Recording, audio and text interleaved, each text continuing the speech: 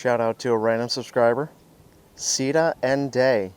Thank you for watching and enjoy the show. Just imagine you're at the airport and you're waiting for your flight to be called. They call you up and you get your ticket scanned, you hear a strange noise, and then you board the plane.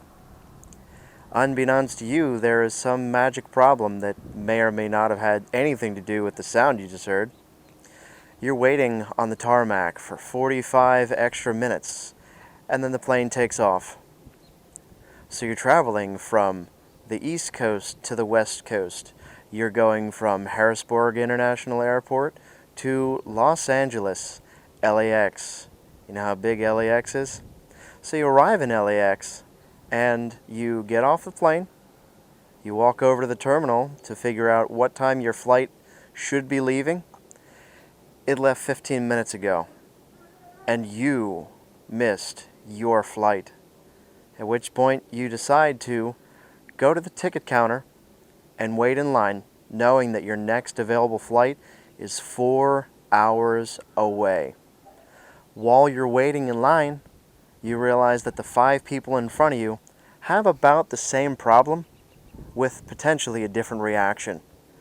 Now, one by one, each person says basically the same thing. I'm pissed off that my flight is left and someone should be held responsible for it. At which point the person at the ticket counter says, I'm sorry. I will accept responsibility for this. It's my fault. Blame me. Maybe not in those words, but you can tell by their emotion that they've just given up. And then it gets to me. I say, I would like to rebook my flight because I'm supposed to go on the next flight, but I missed mine. And the lady says, I'm sorry. I screwed up. I know it has nothing to do with her. In fact, I told her, you shouldn't be sorry. You are the last person that I should be upset with. I should be upset with anyone else except you. Because you are here to help give people the direction and guide them where they need to go. You're a facilitator. You didn't cause this. She said, I know, but it's just better off if I accept responsibility and I take blame for it, even though I can't really control anything except the future. So she gives me my new ticket to board the next flight, and she says, have you eaten anything? I say, no, not yet, but I'm about to. Once I get done with this line, then I'm going to eat something. She said, here's a $15 meal voucher. This way you can get something to eat. Thank you. I had the best $1 sandwich of my life. And it's just because I was kind to someone else. Because I reacted to the situation in a way that it helped out everyone instead of just myself, my ego. So fast forward to about 2 weeks ago, my kids decide they want the most complicated food for lunch. Macaroni and cheese with the instructions on the box. I can provide this. So I start whipping it up and I boil the water and I boil the noodles. My oldest comes up to me and says, Dad, I broke the TV.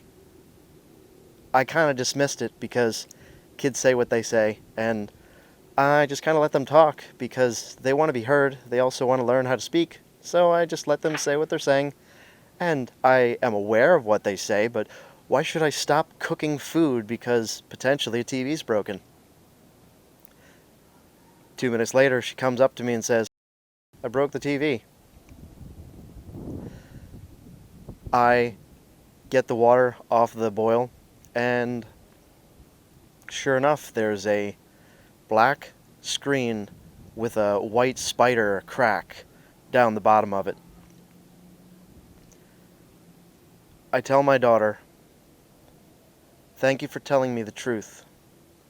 Thank you for letting me know that you broke the TV and that you used a dog toy to break it. I told you that I don't want things thrown in the house, and here's why. Now, I could have been irate. I could have been furious that she broke something I once paid $1,500 for.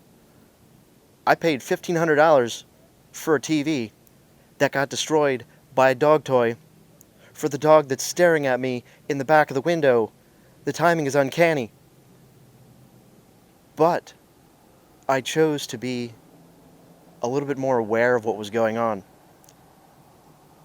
I don't ever want my kids to be afraid of telling me the truth. Since listening to a Marisa Peer, I won't scold my kids for being honest. I want them to feel free to come to me and tell me the truth. Now, they're not free from the consequences, and they're not free from their actions or reactions, but I want them to be free to speak honestly. Because in the future, I want her to be able to come to me and to say, "Hey, Dad, my friend thought about committing suicide, and her parents, his parents, wouldn't react the way that you do, but they want help.